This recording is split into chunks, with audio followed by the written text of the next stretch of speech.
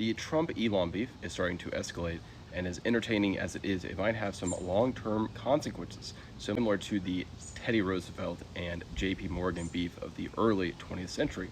J.P. Morgan was like the turbo Elon at the time. He had a hand in everything and basically controlled a lot of the American financial system.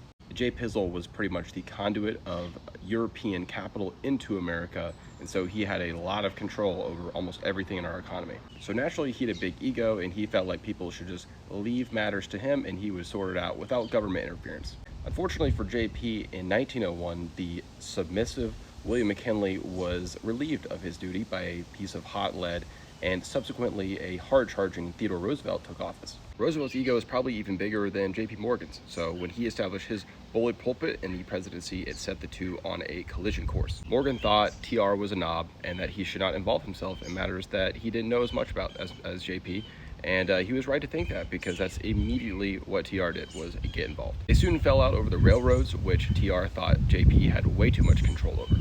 Teddy evoked the Sherman Antitrust Act to break up Morgan's Northern Securities holding company over a lot of the railroads, and it was upheld narrowly by SCOTUS in a 5-4 decision that really changed a lot of how the presidential office would operate going forward. Morgan was super pissed, obviously, and he tried to use the press, but not as well as TR, who actually won the PR debate amongst the people, and would kind of use that going forward as a way to discredit the quote-unquote robber barons that stood in his way.